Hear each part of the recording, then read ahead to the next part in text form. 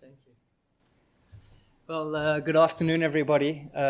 Thank you very much for having me. I'm very excited to be here. It's a real privilege for me. So my name is Charles. I work for SensePost. I'm based in Cape Town, actually. I live by the sea. But I happen to be over, for a few weeks at the moment, so I haven't come all the way here from there.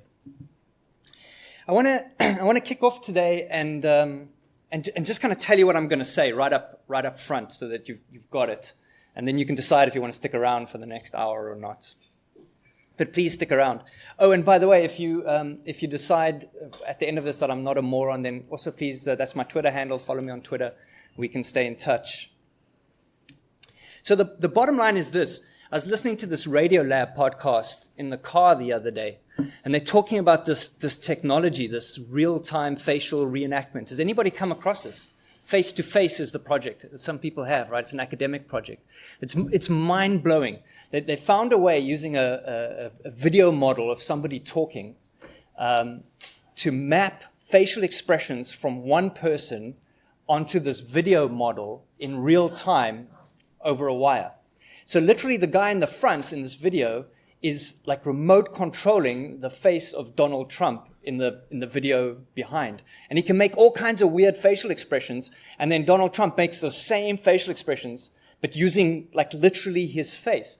And it's a little bit like low res, so you can't see perfectly, but even the shadows in his face move right, the inside of his mouth is rendered properly. It's absolutely terrifying. And in the same podcast, they talk about another technology from Adobe called Voco, where they can do the same thing with voice. And in the voice thing, what they do is they take an audio snippet of somebody talking like I'm talking now. They record it. They do like a voice to text. Then they edit it, and they just go back from text to voice in the speaker's original voice, even using words that the original speaker never used in the recording. And the point of these Radiolab guys is that they've got this whole like WTF moment going, because obviously they're journalists and they're very interested in things like fake news, and they're saying like, what does this mean for media if literally we can put words in people's mouths? And just say one more thing about it. The one scenario they talk about is they talk about like using an actress like Jennifer, what's her name? Aniston? You know who I mean. They're using her to promote a product, right? So they have her like promoted in English in America, and then they hook up to one of these systems, and they have a Chinese speaker literally do the same ad using her face and voice for the Chinese version of the ad. So that her mouth is like making the Chinese, movements as the Chinese voice comes out of her, the Chinese words come out of her mouth, but spoken in her voice. And these Radiolab guys they're terrified, you can see. And they go and they speak to one of the researchers on this project. She's very excited to talk about the technology. She's German, so I kind of understood why the conversation was so awkward. But when they like say to her, have you thought about what this means for society, especially at this time in our history where things feel so fragile? And there's literally just like this awkward radio silence. She just has nothing to say. She's like, but technology, like this, She has no thought about what it means for society. And the thing that struck me about all of this was, they spoke to the researchers, they spoke to philosophers, they spoke to journalists, they spoke to psychologists. They never, anywhere in this podcast, did they speak to a security person. And I thought to myself, but hang on, isn't this a security problem? Isn't this absolutely a security problem? We've got authenticity and we've got non-repudiation, right? Those are the two problems we're trying to solve here. You need to be able to determine where this piece of data originated, and you need to be able to prove that it could not have originated anywhere else. I mean, those are quintessential security problems. So where were the security guys in this conversation? And that's really the crux of my talk today, is that as security guys, there are a whole lot of conversations that we have to start getting involved in.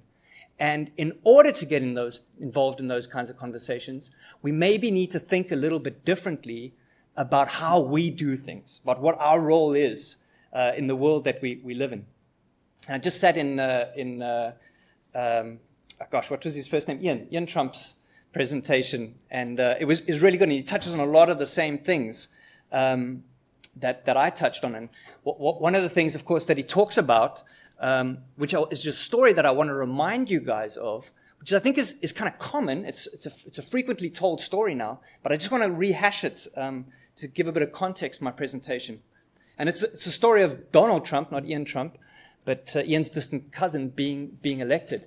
And I don't know how it was for you guys, but for us back home in South Africa, this was a traumatic event. Like my wife, who's a psychologist, she was like genuinely, you could see, she was upset for days by this event and you know what it meant for the world and how it could have happened. And it was just so, disconnected with her view of reality and how things were supposed to be. And she said to me at the time, when I walked in that evening, she said to me, the Russians hacked it. That's what she said to me. And I explained to her all the reasons, why voting machines and blah, blah, and it's not really feasible, and there's other easier ways to do it. But more and more, as the kind of story of the elections unfolded, it became more and more apparent that there was some degree of manipulation of these results happening by the Russians. And it was ambiguous at first, and it sort of focused on Podesta and the emails, and almost, if you like, a meta attack, an attack on the system rather than on the technology itself. And that culminated in this report by the American intelligence community that said, look, guys, it's pretty unambiguous. The Russians are in here, they're messing around, and they're messing around with real intent and real purpose. And they're using computer stuff to do it, but what they're attacking is really the foundations of American democracy. It's a big deal. And it's kind of a big deal. We talk about it a lot, but I'm not sure that people really recognize how much of a big deal it is. And then if we kind of jump ahead a little bit to August, September timeframe, the rhetoric in America is building up. People are getting more and more excited. They're waving their hands and pointing their fingers at the Russians. And then these guys, the shadow brokers, suddenly emerge. Some of you will remember, they suddenly appeared on Twitter with this brand new handle. And they started talking about these NSA, what are they called? Technical Support Operations, TSO, or something like that. TAO, yeah, Tailored Access Operations. They started talking about this toolkit from the TAO that they had and that they were gonna auction. And you guys remember they used this like pseudo bad English, and they had the one auction and didn't really go well, and then they had another auction. But basically, what they did over a period of time is they started to leak these NSA hacking tools onto the internet, and they claim to want to be making money for it. But really the consensus at the time, which was generally widely accepted, was really what was happening was a political play. The Russians were sending a message out onto the internet that said effectively, look, sure, maybe you caught us with our hands in the cookie jar, so we messed with your elections, our bad, busted. But look, you guys are doing this stuff too, right? And here's evidence of kind of how busy the NSA really is with computer hacking. And we're going to show you firsthand the kinds of stuff that they've been up to. And of course, this MO of leaking has just been, it's like defined our lives, hasn't it, over the last few months? It's leaks here, leaks there, dumps here, dumps there. It's just happening all the time. And one of the consequences, and Ian touched on this too, was ultimately this these two exploits, or the exploit in the backdoor, Eternal Blue and Double Pulsar, which eventually, a little bit earlier this year, found their way into the WannaCry attack. And what resulted, because of other reasons also, but very largely due to this leak, was what was at the time the biggest ransomware attack that the world has ever seen. And you guys will remember WannaCry was racing around the internet. It was 200,000 machines infected. I can't remember the exact numbers. Maybe it got bigger than that. Hundreds of countries. It was a big deal. And the whole world, businesses, individuals, everywhere were impacted by this thing that was effectively the consequence of political mud throwing between two nation states, right? That's kind of at the heart of what was happening, was a political outfall.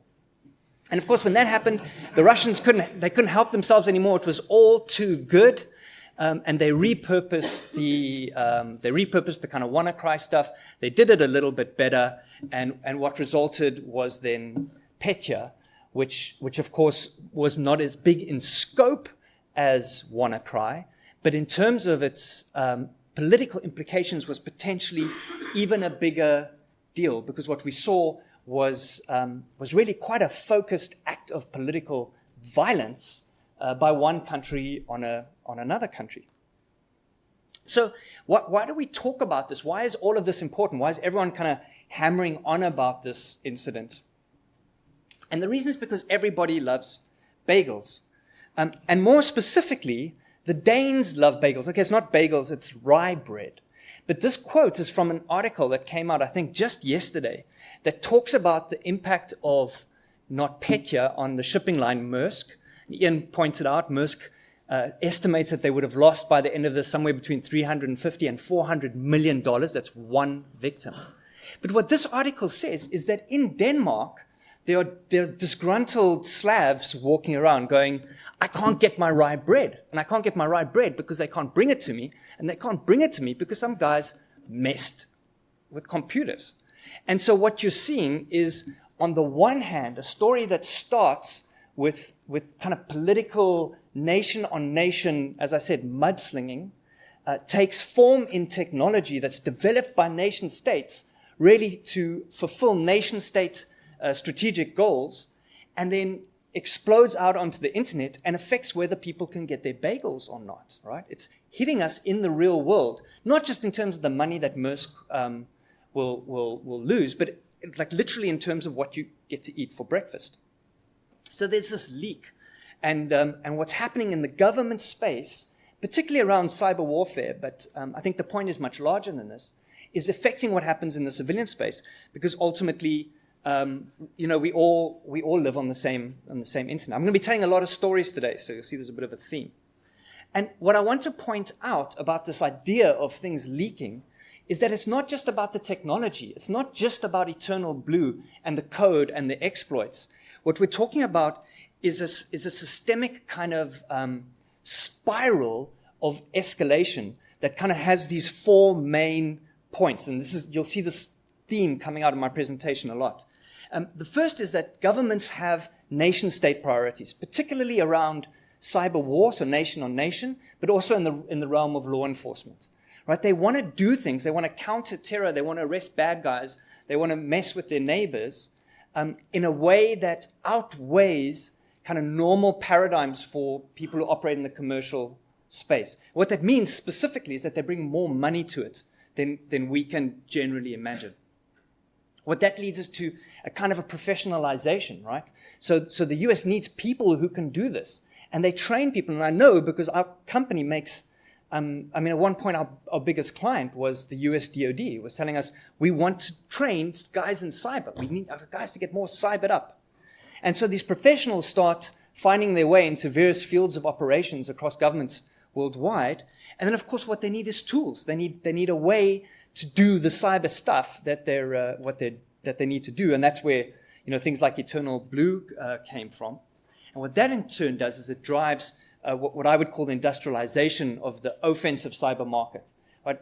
In its simplest forms, it's exploits, right? Buying exploits, buying 0 days, buying vulnerability information off the black market, which in turn creates an industry. But it's much more than that, and the cycle continues, right? And it's escalating, and it goes beyond just the technology, but also to the people, and also what I think is really interesting, to the experience that these people have, right? Their worldview. If you were the guy that wrote, or you're on the team that wrote and used Eternal Blue, the way you think about the internet is different to those of us who are still using Metasploit and like simple frameworks like that. And so what we're seeing, I think, as a result of this escalation is like a complete inversion driven by the capability that nation states bring into our domain, complete inversion of everything that we previously would have accepted to be normal and true. And I want to use that idea to paint for you a kind of a dystopian view of our future. Now, Ian, in the previous track, did something similar, and he sort of ran far into the future with all the bad things that can happen. And I just want to focus on one particular kind of view of the bad things that can happen. So this is not the whole story, and that's why I framed it as a story, not as a kind of a fact or a thesis. But it sort of gives you one insight into how the sort of the changing sort of global political landscape will affect our realities. And my story starts really about 7 years ago with Stuxnet. Now, I'm sure all of you remember Stuxnet, and I was kind of there watching Stuxnet when it broke too. And I have to admit, even though I had my own company, I was full-time in security, I really didn't understand, I think, what was happening with Stuxnet. I didn't understand the impact it was having. I couldn't understand what it meant for us as an industry and for society. But for those of you who haven't read Kim Zetter's book on it, it's called Zero Day, I think. It's really, really a very interesting tale. And it gives you some insight into how big this thing actually was.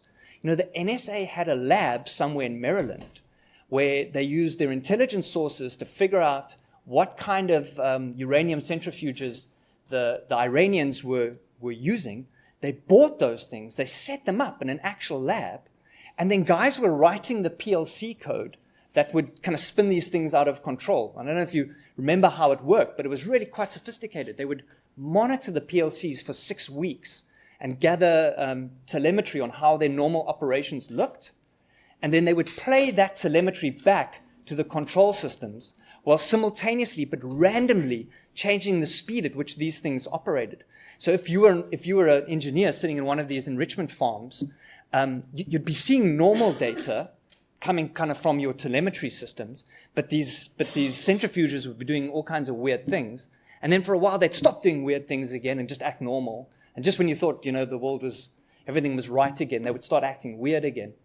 And all of this was set up in a lab in Maryland long before they even took it to the internet. And that's just the PLC stuff, right? That's before they started writing the malware and all those layers and layers of obfuscation and complexity that we read about in the Stuxnet malware. It's before the operations to gather intelligence. Remember Dooku and Flame and those other malware strains that kind of preceded Stuxnet.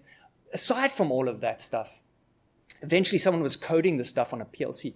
And what fascinates me about this is, imagine you were there. Maybe some of you were there. But imagine you were there. Imagine you sat on the team that watched one of those things start to wobble in the factory and eventually spin off and do crazy things. Imagine you actually saw this operation go out. Imagine you were getting the intelligence reports that showed how enrichment outputs in Iran were starting to drop as your system was having effect. Imagine how that changes your view of the world, of how you think about politics, about how you think about conflict, about how you think about the value of espionage, right? You're different. You're different to the rest of us after that. You've got a different view of how things work and what's possible. And that was now approaching 10 years ago. Those guys have been thinking like that with that mindset. And that thinking is impacting the world we live in now. And of course, other governments were watching that. They were watching how that played out. Their strategists were thinking about it. And cyber started to become a big thing. Cyber starts to become a big thing for governments all over the world. And the guys who stood out most in those early days, kind of after Stuxnet, were of course the Chinese. And the Chinese were most interested in intelligence, particularly commercial intelligence. What do they call it? Espionage, right? They were hacking formulas and designs and all kinds of data to further businesses. And then not long ago, like in 2015, they kind of crossed the line with that OPM hack where they hacked into the big US government HR database and stole the details for, what was it, 400 million US federal government employees. And the Americans got pissed. And everybody suddenly noticed, because there were guys having to leave China because their covers were blown. People's lives really affected suddenly because they'd filled out these security clearance forms that, talked about their weird sexual fetishes and what kind of drugs they did in high school and whether they inhaled or not. And suddenly that stuff was out on the internet and people were like, whoa, that's not cool. The Chinese have got this. I was kind of okay with my government having it, but I'm not okay with other people's governments having it. And they start getting angry. And so the Americans do the one thing that you would expect them to do. They held a meeting with a summit with the Chinese leader at the time, and Obama waves his finger very crossly and he says, hey, that's not okay, you can't do that. And the Chinese go, that's right, we're going to have an agreement, no more cyber espionage. But nobody's taking it seriously, of course, and the word espionage is also very clearly defined. It means some kinds of things and not other kinds of things. So it's all kind of just window dressing. Everybody knows it. Of course, for those of you who are following the story at the time, there was a funny segue because FireEye felt differently. They felt that this accord was affecting their business. And you remember their revenues were dropping quite dramatically at the time. And when they were asked, what the deal was with their revenues, they complained about this accord. And they said, well, since the Chinese have stopped hacking everyone in America, no one wants to buy our product anymore. But that's just an aside. And so the conflict, as governments watch all this stuff playing out, the conflict escalates. This is General Keith Alexander. You guys will remember he eventually made that big talk at Black Hat. We sort of reached out to the hacking community. But before he did that, he took a very hawkish stance. And he said, look, if the Chinese are going to do this to us, if cyber criminals are going to do this to us, if they're going to hit things like our power grids, then you know what I'm going to do? I'm going to go after them. That's how we're going to play this thing. We're going to meet force with force in cyberspace. And this, as we'll see in a moment, that starts driving part of this escalation, this kind of very hawkish attitude by the Americans. But it's not just the military that's doing it. Law enforcement is doing it too, because they're seeing, firstly, the effect that cybercrime is having, and some of these numbers have been thrown around. What was it, $2 trillion? I don't know, like all these numbers, these big numbers. So law enforcement is saying, wow, we have to solve the cybercrime problem. But at the same time, law enforcement is being confronted with another problem, which is this whole notion of what they call going dark, criminals going dark. And really what they mean by that is that literally from about the First World War all the way through to the Second World War, right into this decade, intelligence and law enforcement could see what people were saying and could see what people were talking about at the drop of a hat. It's how they did their job. If they wanted to know, what I said in my phone call to Carl, they would switch a switch and they could listen to my phone call to Carl. And suddenly through, WhatsApp and Viber and Signal and iMessage and all of these technologies, that capacity starts going away. And I think they feel genuinely, terrified by the notion. They feel handcuffed. They can't do their jobs anymore. They can't protect people in the way they did through, numerous global conflicts because Facebook, or Moxie Marlinspike. It's kind of frustrating. And so government's going, well, you know what?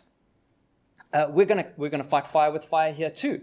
And if we think there's someone in your computer, something in your computer we need to find, we're gonna empower our law enforcement officers to go after it and get it because they need it. And what that drives is this massive recruitment. And the numbers astound me. I've run a consulting business for almost 20 years now. When we started, we were 4 people. Now we're like 70 people. And it's traumatic. Like you walk into the door and like, I don't even know you. Who are you? And the American government's like, we need cyber guys. We're going to hire 3,000. We're just going to get them, find them somewhere. To the extent that they said they would be prepared to hire cyber guys into the Marine Corps without them first going through the Marine Corps boot camp. I mean, the motto of the Marines is every Marine is a rifleman. That's what you do. You go for 3 months, you learn to shoot your gun, and then after that you can learn to do other things like, march or use a radio or cyber. But no, they're so desperate to get the cyber guys on board. They're like, you know what? If you're a cyber guy, you don't even have to do that whole gun thing. Every Marine is a rifleman except you guys. You're the computer guys. All right. So they acquire these skills, and then they start hacking, and it's just gone crazy, hasn't it? They hacked the US elections, and then the Russians hacked Macron. Macron hacked them back. I don't know if you guys even followed that part of the story. It was fascinating. And then the Americans are hacking the Koreans. They had success with Stuxnet in Iran, and now they're figuring, well, maybe we can do the same thing with the Korean missile program. At least that's the rumor. Obviously, isn't working, but they're trying. Someone hacked the Qataris. Maybe it was the UAE, maybe it was the Russians, maybe it was the Russians paid by the UAE. I don't know exactly. But somebody went after them, and I don't know if you guys remember this story, but they literally a hacker planted fake news on a major national news site, and it sparked a global incident that's still playing out now. And it's nice for us. We're here, where are we even? Somewhere in this island, up in the North Atlantic. But in other parts, in other hot, dusty parts of the world, people are getting really angry. And part of why they're getting angry is because some hacker who was paid by some government messed with a news website, right? It's got real-world consequences. And another place that has even more real-world consequences, right? In Ukraine, the lights keep going off, and not once or twice, but we're kind of hitting 3 times now that the lights have gone off. And effectively, the Russians are perfecting and practicing and demonstrating the ability to affect national infrastructure in a country with which they are in conflict. So just be clear, it's not like they're just playing around. In another part of the country, the guys are throwing stones at each other. It's a big deal. And at the same time, their cyber guys are switching lights on and off in places. So at the very least, they're experimenting with the cyber war capability, or perhaps even this is a cyber war capability. I mean, it is. There are people now that are arguing what's happening in Ukraine is in fact cyber war, the first real instance of it, where you've got a kinetic impact and it's being used in the conflict of an argument between two nations. So that's kind of my dystopian story. That's sort of part of the world we live in. And out of that, as I was saying earlier, what happens is the light just went out for me. They're not out for you. Cool. A new industry is born. And to just explain that industry, I want to take you back to the story of this guy whose name I just forgot, Ahmed. Jeez. I apologize. I can't remember his name now. But he's a UAE dissident, and he's cheesing the UAE government off. He's making them angry. He's pointing fingers. He's revealing stuff about the state of their prisons, and they don't like him. They want to take him out. They can't take him out politically, and so they try over, almost 6 years to get onto his devices using various third-party providers of computer hacking software. First, it's FinFisher in 2011. That doesn't work out. It's not sophisticated enough. Then they go to Hacking Team, 2012. That doesn't work. And eventually they get hold of these guys called the NSO group, who do a really sophisticated attack against his iPhone remotely. Now, I mean, a lot of you guys will be pen testers. A lot of you guys will be in the red teaming space. I mean, we can say what we want about like the mobile security apocalypse and how bad it is. But if you've ever actually tried to get onto a mobile device in a targeted way, you'll know that is a non-trivial exercise, right? It's one thing to find a general class of vulnerabilities and talk about it. It's a whole other thing to say, I'm actually going to read your SMS. And they didn't just do it for Android. They did it for iOS, and ostensibly a patched iOS. And they did it using this thing called the Trident Exploit Kit. Trident Exploit Kit, it's a chain of 3 different exploits that had to be chained together in order to get the remote control over his phone. And just to put that into context, and that was developed by these guys called NSO Group, which are an Israeli operation who do this kind of thing, and they've been doing it for some time now. They got like 200 employees. Their revenue is $150 a year. And these guys come out of an Israeli army unit called Unit 8200, which is their signals intelligence unit. That's how it works in Israel. You go to the army gives you skills, creates a network for you. You leave the army, you start a private company, you get rich, you sell services back to the army, they get more skills and more technology, and so this whole thing works. Dan Geer called that the military-industrial complex, right? It's happening in Israel, it happens in America, it's happening here too. So these are the guys that the UAE goes to when they want to get onto the dissident's phone, and they build this exploit kit for him. And to put that into context, Zerodium, who buys 0 days from the black market, was offering early last year $1 million for a single iOS 0 day. Later, they took that up to a standing bounty of like $1.5 million for an iOS 10 0 day. So they're paying big money for a single exploit. To get onto the dissident's phone, the UAE government needed 3, and they needed a third-party provider. So you can just imagine the kind of resources that got thrown into getting onto that one guy's phone. And what that does, of course, is it fuels an industry like this, right? It creates a space where, as a hacker, you can make a choice between coming to work for SensePost or Secure Data like me and Carl and earning £50,000 a year, or earning $1 million for dropping your 0 day on Zerodium. and has a massively disruptive effect on our space. But it also makes it possible, because of this outsourcing of the capability, because of the creation of this industry, it makes it possible for everyone to play. And this article talks about how the Vietnamese were doxing the Americans, I think.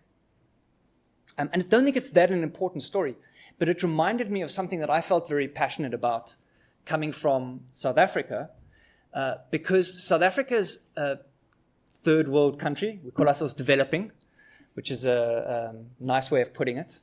But what it means when you're a developing country is that you get to buy all the shiny things. So we have all the shiny things that you guys have got: nuclear power plants, very sophisticated 4G networks, internet banking. We don't have a self-driving car, but we'll get there.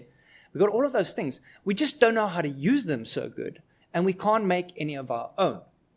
So what that means is, if you look, for example, at the state of government IT security in South Africa, we have none. It doesn't exist.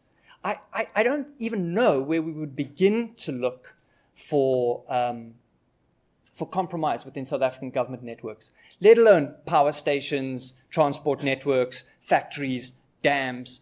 We don't stand a chance. That stuff, we've lost control of it in the days of Stuxnet. We lost it. We don't have it anymore. And I don't even know how we get it back, because if we were to just literally replace everything, we'd have to go to the Chinese and buy it. And then it's all backdoored, out of the box anyway. So South Africa, as a small country on the world stage, has lost control of its IT. I think it's fair to say we don't own our own IT. And if we don't own our own IT in the modern world, how can we assert ourselves as an independent nation state, right? If the Chinese can turn off our power stations and the Americans can turn off our networks and the Israelis, know everything we want to do before we do it, we're just not playing anymore. So if you're in the South African government and you're smart enough to recognize that this is a problem, you've got two choices. The one choice is to say, well, we're going to bring Accenture in and they're going to design a secure IT strategy to roll out over the next 150 years, which is about the time it's going to take the rail network to reach my house. Or you can say, I'm going to hire me some kick-ass Israeli cyber mercenaries, and the minute somebody pretends or makes noises about touching my network in a place I don't like, I'm going to have these mercenaries go and touch them in a place they don't like, and that'll show them. Now, that's maybe not a smart strategy. Maybe that's not a good way to play it out, but it's not entirely illogical. And given the choices, what do? Where else do you go?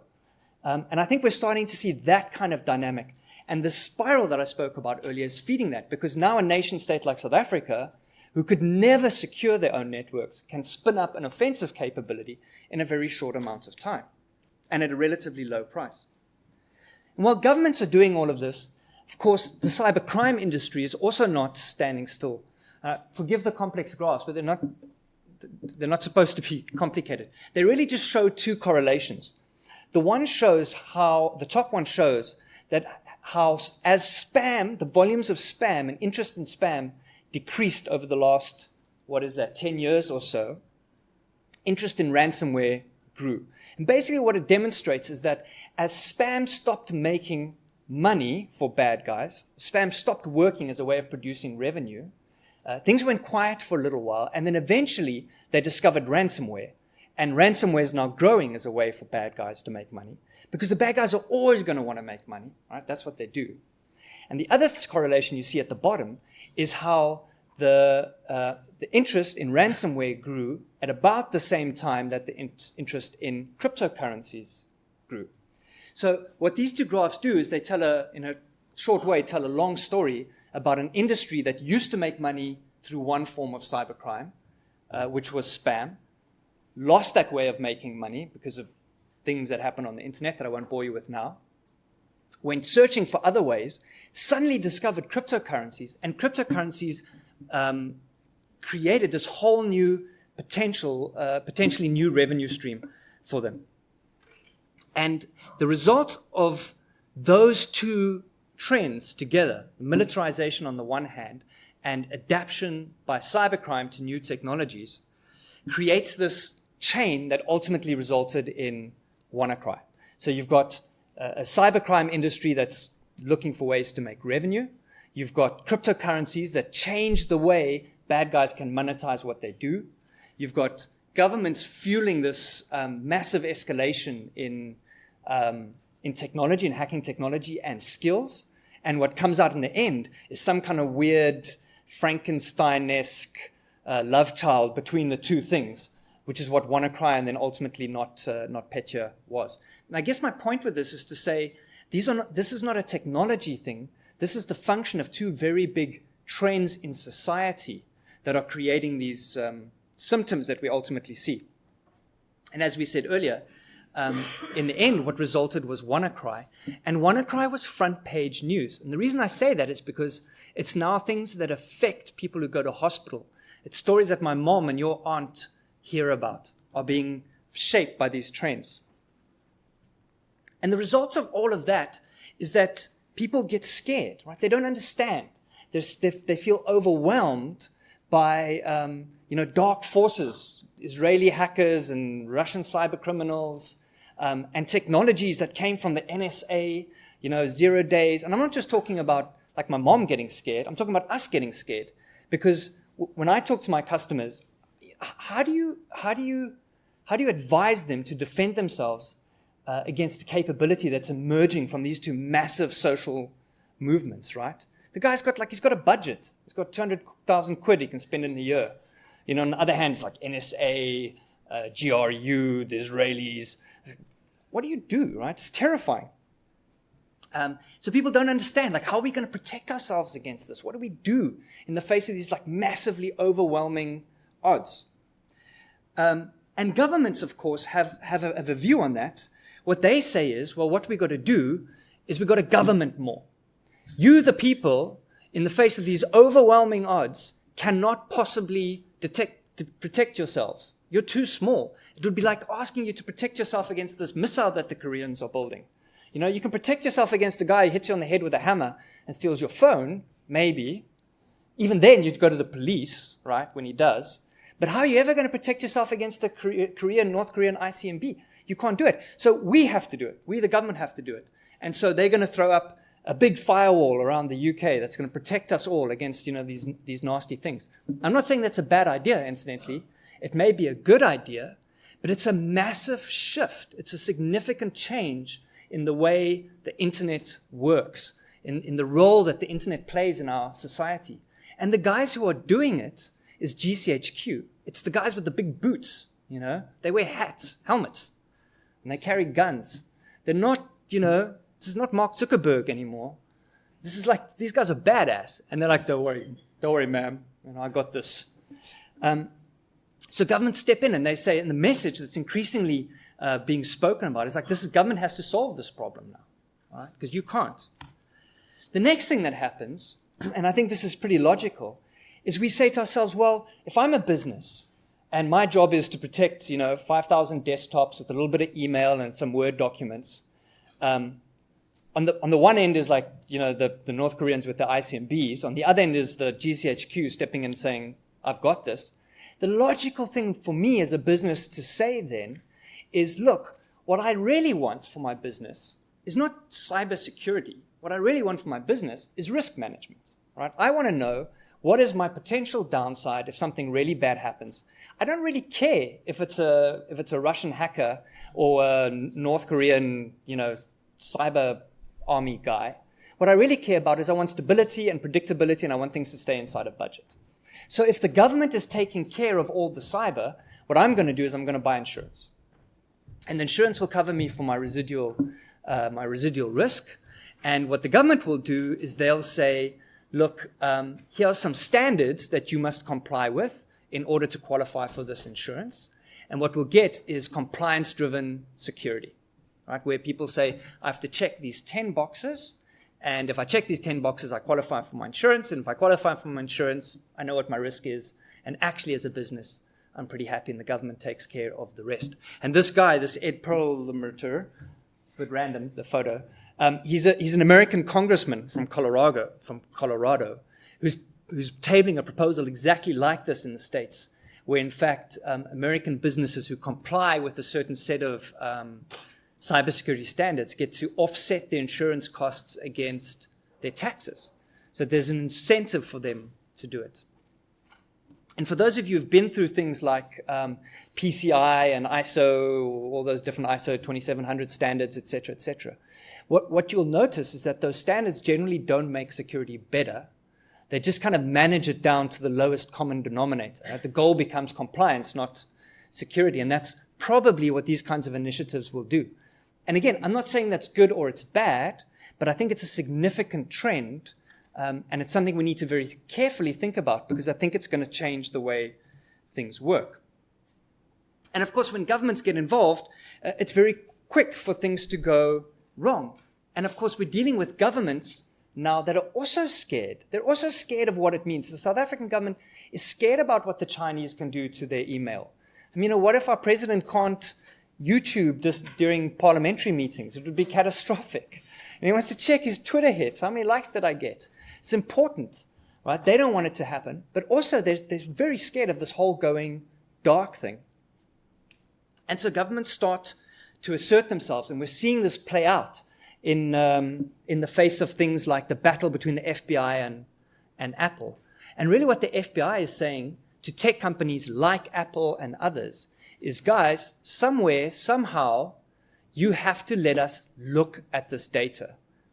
And we don't really mind how you do that, whether it's giving us a backdoor to a phone or having a master key or having an office where we can give phones in and you do magic and give us the data back. But somehow it needs to happen. And if you're not going to let us do it overtly, then we're going to do it covertly. And that battle is playing out in society right now. And how we as a tech industry handle it is going to affect how governments handle it, whether it's soft and easy or whether they, becomes hard and ugly. But it's a significant trend and we need to be aware of it. And a very jarring example of that, which I throw in just because it had such a visceral impact on me, is governments wanting passwords from people now, right? They can't read your Facebook without you. So now they need to read your Facebook with you. And this is from the US visa application, online visa application form, where they ask you online to give them as many of your social media account passwords as you think is appropriate. I'm not sure exactly how you're supposed to make that determination. But they're effectively planning to build the world's biggest database of social media passwords so that they can check people's stuff when they come over the border to know if they're good or bad. And it's not just the Americans. The UK government is doing it too. A guy from an NGO called Rage just got arrested a few days ago for refusing to hand over passwords at the UK border. And he's a UK citizen. So what all of this means is right now, if you're at a security conference, all of this stuff is happening in your space. Whatever realm of security you're busy with, this is your deal. It's affecting you. So like it or not, you're in the middle of a set of global events that are serious and have large consequences. So my presentation was titled Return of the Jedi. Why did I call it that? So now I'm going to make some Star Wars references. I'm not really a Star Wars person, but you'll kind of see. The first point I wanted to make, which is kind of the point I just made, is there's a big thing happening in front of us. I think it's much bigger than any of us recognize. And we kind of need to look up a little bit at some point and notice that it's taking shape. It's taking shape in the battles with the FBI. It's taking shape in the militarization of the internet. It's taking shape in the creation of an insurance industry. And it's going to affect us in a very, very real way. Now, if you were at Black Hat this year, you would have seen this. This is from the Black Hat opening ceremony. It was huge. It's like a party. It's like rock star, Guys step up on the stage and they're like, yeah, it's a big deal. And I think that's good and it's appropriate and a lot of good stuff happens at Black Hat. But part of what worries me is like while the Death Star is being built, off a nearby planet, the kinds of things that we're talking about, the things that are getting us excited are like, internet connected dildos and segways and things. And I'm not saying those things aren't important. I'm not saying there's not an impact for them, but I think we're defocused. I think we focus on like small, exciting things, like whether we can make things blow up, and not on these like big picture things, which is I think what should really be capturing our attention. Now, some of you may know this woman. Her name is Karen Elzeri. She's an Israeli researcher with the Singularity University. She did this talk on TED, which was really big, called, Hackers as the Internet's Immune System. And the point that she makes is like hackers are constantly testing the technology. We're pushing it past its limits. And in that way, we're making the internet stronger. And I think that's true. And, blowing up segways is one way of doing that. But if you really think about how societies solve the problem of disease, for example, it's not because individuals in our species die out. It's because as a society, we tackle these things at a systemic level, right? We have centers for disease control. We have researchers working hard with government grants. And we have treaties in place with other countries. And we have processes for, what do they call this thing where you put everyone in a camp and you don't let them out? That thing. You know what I mean. Anyway, the what is it called? Again? Quarantine, that thing. Quarantine. So I got to kind of thinking... about like, well, what do we look like as a community if we want to have this effect on the internet that Karen envisages for us, given this Death Star that's building? And I kind of figure we need to look like this. We need to look like a Jedi. And I want to make a specific point about the Jedi. It's not the point about him having the Force. It's not that. There's kind of an element to it, if you think about like the dark magical aspects of computer hacking. But I also want to say it's not about the lightsaber, which is kind of the bit that we're focusing on at the moment, isn't it? Like you walk into Blackout and all the lights come on and the guy's like swing and he's got his lights, he's like, swinging it around. Everyone's like, oh, that's amazing. And then the guy does a few cartwheels and he like slashes someone's head off and another robot drops. And it's like, it's amazing. But if you read about it, and I read this on Wikipedia, this is how I know it. If you read about what really defined the Jedi, then they were as much diplomats as they were warriors. Like one whole school of Jediism, the guy was only ever allowed to use his lightsaber in self-defense. What he really was a teacher, right? Interested in helping other people understand. He was a philosopher. He was a scientist, or she. I'm sorry, I'm saying he. Just the guys in the pictures are he. She was a physician. She was a diplomat, right? These are the kinds of domains that we have to start moving into if we're going to tackle these like really global issues. These things are bigger. You're not going to take down the Death Star with your lightsaber. It doesn't matter how many somersaults you do. And in the end, they did take it down with the lightsaber. But I think you get my point. We need to start reframing our role in society. I'll be good. In terms of these other things that the Jedi are known for, and not just like swishing our lightsabers around. And I want to leave with this. I kind of plotted a trajectory towards, being a Jedi master. This Yoda was a Jedi master. And I defined a few phases, and I know you're tired, and I know it's the end, but just bear with me for the last 5 minutes as I kind of trot you through these.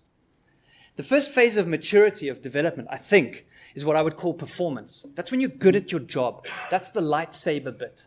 That's when you can reverse engineer malware and, reconfigure BGP routes and build things that run on a Raspberry Pi, set up an Apple TV. It's like the real technical peak of performance. But the thing about that is it's solitary. Like, it doesn't matter how good you are at configuring your Apple TV, you can only ever configure one at a time, And you're never going to take Apple on because you're the world's best Apple TV configurer. It's just not going to happen. So the next phase is to look at process. This is the one that all the geeks hate. But process means that you can describe what you do and repeat it. And what that means is when I leave SensePost, being the best Apple TV configurer that SensePost has ever had, the next guy that moves into my job can pick up the manual that I wrote and oh, okay, this is how I configure an Apple TV. And so the skills that I developed become transferable to other people. And so it's sustained, right? And that gives us a platform that we can build on.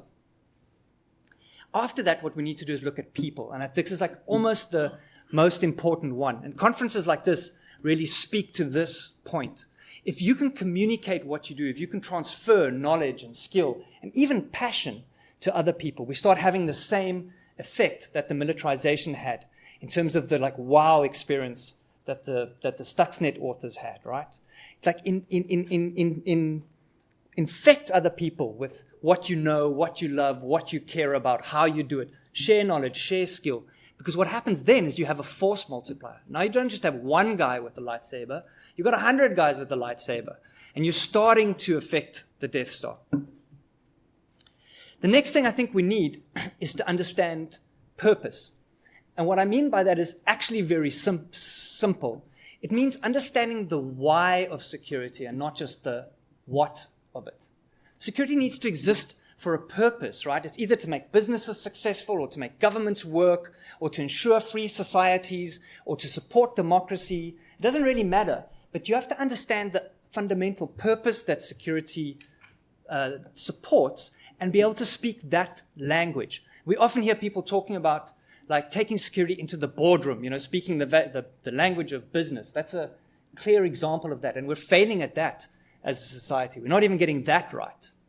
But it goes way beyond that. We need to understand the role that security plays in all these other things, so that the guys with the face puppetry are talking to security guys, because they're like, we talk to these security guys and they can help us. They understand what we're about, and they understand how their domain impacts our domain. I'm almost done, just 2 more. And the next one is you need to understand the principles, which is really the underlying things that drive the why. And this is where we start thinking about and talking about things like, why is privacy important? Like, why does it matter that the government can or can't read my data? My mom needs to understand this. Politicians need to understand this. Law enforcement needs to understand it. Not technically, but as a fundamental thing, the role that privacy plays in underpinning democratic societies. That's something we need to be able to communicate. And so we're moving up the chain beyond just being able to talk in the boardroom or in the courtroom, to really start talking to the people that shape and form societies, religious leaders, political leaders, and the like. And if we do that, we can start affecting policy. And policy is where ultimately worlds get made or destroyed. Policy is where ultimately the Death Star gets built or broken down. And that's what we need to, and that's when we become significant. That's when our industry is going to start mattering, is when people say, geez, we're making this big decision about whether to build this technology or not, whether to allow that technology or not. What do you security guys think about that? What impact is that going to have? How do we do it right? Then I think we can pat ourselves on the shoulder and say, we're making a difference. And that's the end of my presentation. It's a call to arms. Let's see that the Death Star is coming, rethink about how we interact with the world so we can be taken seriously. Thank you.